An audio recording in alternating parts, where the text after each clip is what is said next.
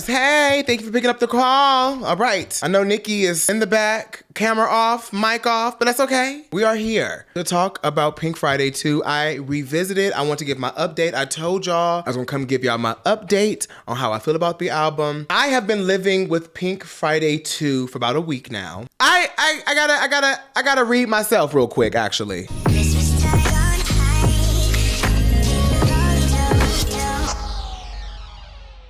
So first of all, I definitely paid some songs dust off the fact of that she was singing. And let me address the singing part, because I feel like in the reaction, a lot of people was like, Zach, how dare you talk about her singing? She's been singing all her career. Like, you liked her old singing. What's the problem? Her old singing was done differently. By the way, Esther Dean was in the picture, okay? If you don't know who Esther Dean is, look it up. May I mind you, her old singing back in the day was done better. I think produced, engineered better, in my opinion. And that's just me. That's just a me thing. I can have my opinion. And I also want to piggyback off that too. Everybody is entitled to their opinion. Everybody has their opinion. Mine is just voiced throughout the entire internet for some reason. And everybody think that if I don't like it, oh my God, I'm this evil person. I don't like the person. I don't respect them.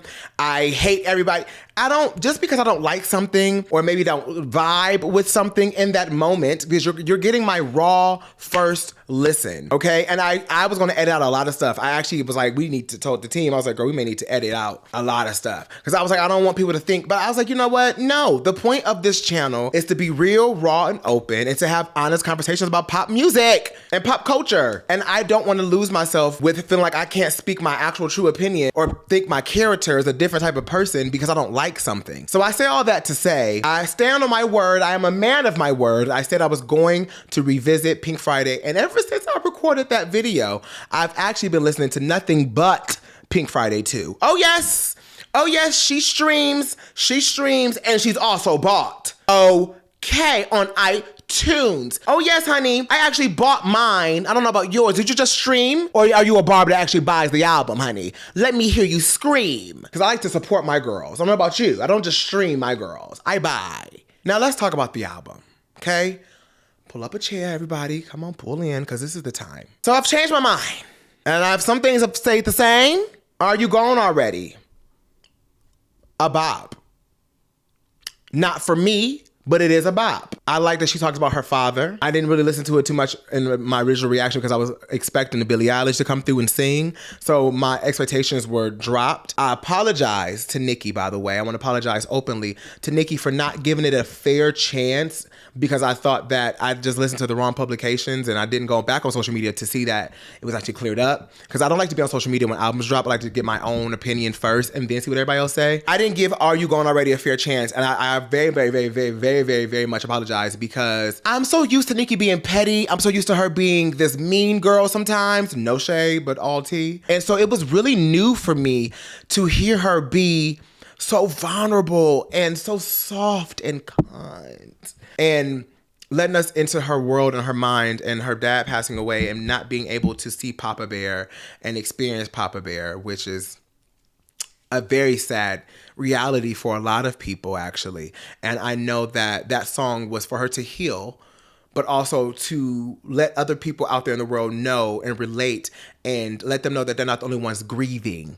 You know, maybe they lost a parent, and my great grandmother just passed away, and my nana just lost a parent. So I am, watching her grieve and deal with grief in the way that you need to deal with it. And losing a parent, never, ever, you never fully get over that. So all you can do is deal with it and live with it through time. I want to take back in my reaction when I said, I wish you did not make this an opener and to set the tone for the album. Actually, you ate that.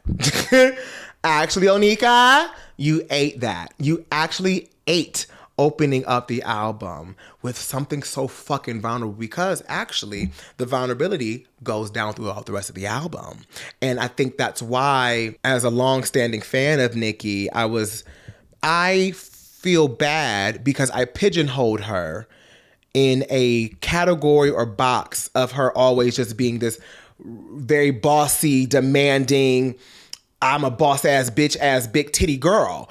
And although she still is that girl, she has layers to her as a woman, as a mother, as a wife.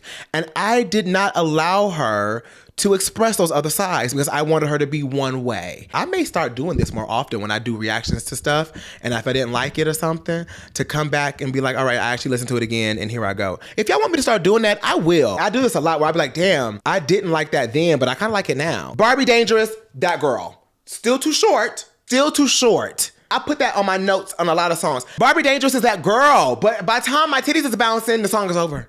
I gotta replay it. Well, that's why the streams are so high, by the way. No shade. FTCU, live for her. Live for FTCU. Beep Beep, I paid Beep Beep a chop because of the murder part when she started mumbling murder. And I said, girl, what the fuck is going on up in here on this day? However, I now know that it's because Murder did the beat, but also the one with 50 Cent is so sickening. My main critique for Beep Beep is that it's too damn short, Nicki Minaj. So I told y'all my favorite song on the album was Everybody. And it still is. It still is. However, Falling For You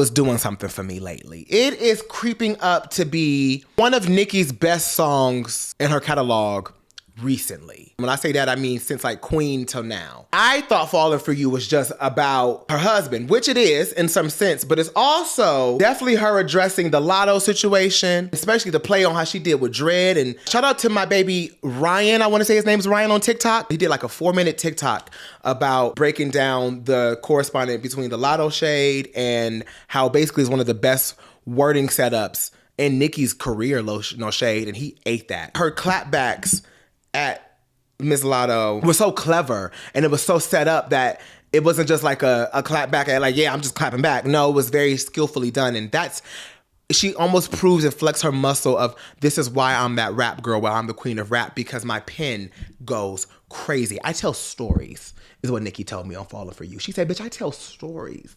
Bitch, lullaby, rockabye, baby. Let Me Calm Down is still a chop for me.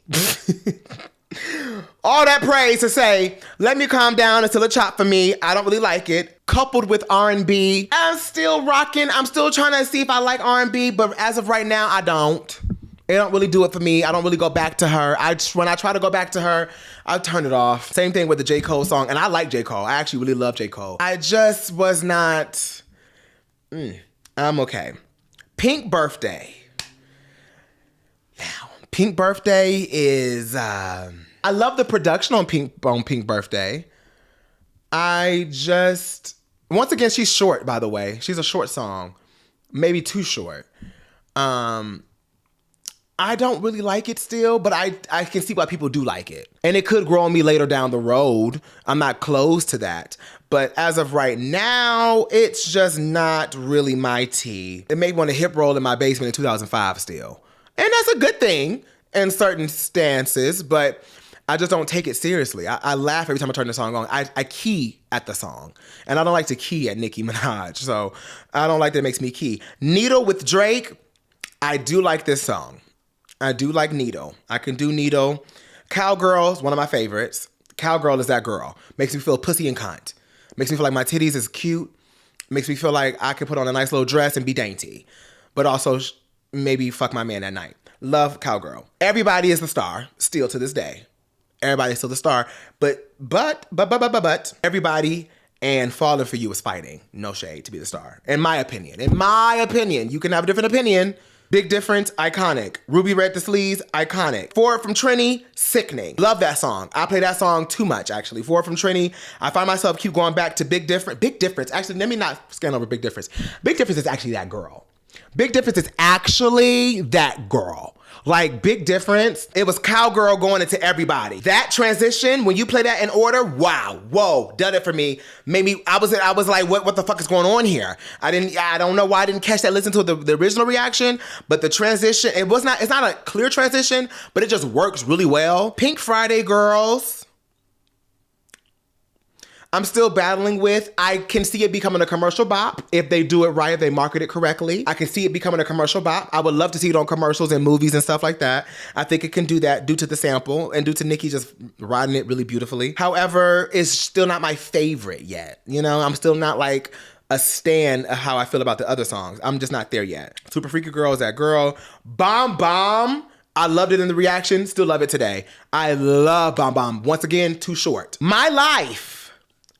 I am so sorry that I paid My Life dust in the reaction. Because My Life has grown on me so tough. It is so good.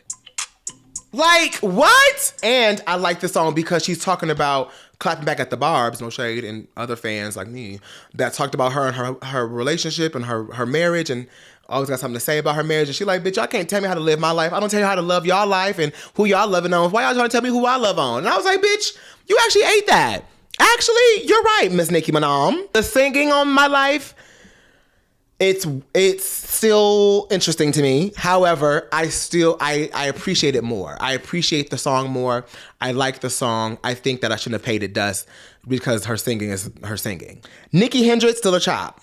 Blessings is really nice on a Sunday. If you clean your house, Blessings will do it for you. You will stop and praise Jesus. I promise you.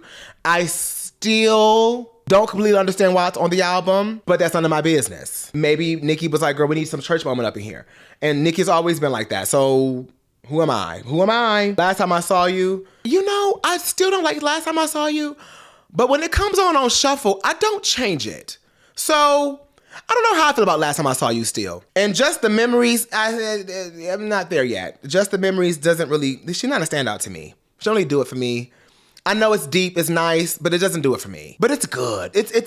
I will say it does tie in the opening of the album and the closing of the album beautifully. I will also take away my critique of it's just feeling like a compilation of songs put together.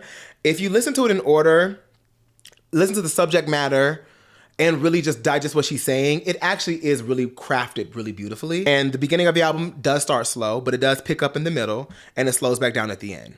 And she did that on purpose, and I can tell that it was done with intention. When I was into it initially, I couldn't notice that. I was waiting for the bops, the gaggatry. And the gaggatry in this album, what takes us to Gag City, and in my humble opinion, listen to this album a lot of more times. Actually, I've been listening to nothing but this album, child. The gag I think she was talking about, referencing, is not more so about who she had on the album or how crazy the beats are going to be or who she's about to diss. It's about the vulnerability of her world. What she's trying to gag us with, her showing us a different side of her that we've really never seen, or if she tried to show us, we took it for granted. And I think that's supposed to be the gag. I think that's what's supposed to take us to Gag City was, hey y'all, I be depressed. Hey y'all, I be sad. Hey y'all, I be going through this. And hey y'all, when y'all say this, sometimes it fuck with me. Or I miss my dad. It is sometimes stressful being a mother. It's hard being a wife and being in the public image and having a husband that everybody ridicules. Like, she's saying all those things and clapping back at some people here and there too. No shade. This type of work, when artists release their work, I'm gonna give my opinion all day long. But one thing I'm never gonna do is say, even if I call it a flop, there's still something out there for somebody, right? There's still something in this piece of work that's out there for somebody because that was the intention on making this piece of work. At the end of the day, Nicki, it feels like Nicki put her heart in this album, and it does. It really, truly does. Yes, the singing pisses me off. It still pisses me off. It will always piss me off because sometimes I'm like, Nicki, you can actually sing better than this. We've heard it. You can. Sometimes the raw emotion in the vocal that she gave kind of fits the song and kind of fits the tone of the album. Can we be honest here? The auto-tuney singing and the kind of not perfect singing kind of wraps around the image and the message of the entire album, which is, I'm sickening. I am the queen of rap, but I'm not perfect. I am Miss Barbie, but I'm not perfect. I go through shit just like y'all. And I think that's what, I could be going too deep, but I think that's why she hasn't cleaned up the vocals to the point where she can. We've heard her she can make clean ass vocals. By My Side, Pills and Potions. Like, my girl can sing. She can do what she can do when she wants to, okay? But I think she left it a little more raw and vulnerable because that's the whole tonality of the whole entire album. That I could be wrong, but that's when listening to it again, that's what I got from it. So though I have comments about the singing, I kind of get the point of it in this album. So that's my revisit to Pink Friday 2. My final verdict, I'd give it a bop. I definitely give it a bop. Queen in this album is fighting for the position in my life. But I have to give it to this album before Queen nowadays. Yeah. So, Titus Army and Barbs, let me know in the comments below what you guys think about Pink Friday. Have you been listening to it? Were you like me at first and didn't really get it? And have you been listening to it more and more and be like, okay, wait a minute, bitch. Okay, wait a minute. Wait. This kind of giving. This album's kind of giving. Or do you still feel like you don't live for the album? Regardless of the facts, give Nicki all the love in the comments below because we love Nicki in this household. We don't want any disrespect in the comments. So please keep it nice in the comments. Give Nicki some reassurance, some love, some ups because she deserves it. And let her read these comment section and be like, wow, they really live for me. They got criticism or they don't. Whatever, regardless of the fact, just keep it nice in the comments, please. I love you so much, Nicki, and I love you so much, Barbs, for giving me a chance in Gag City and being here. And also, this go-around, Barbs, I'm actually proud of y'all. I'm proud of us because you gave me a chance to express myself without being penalized. And I appreciate that a lot. I love you guys for picking up my call as always. And I love that you guys are enjoying Reactmas because K-Pop Week is coming up next. So I will catch you guys in the next one. Bye, Army.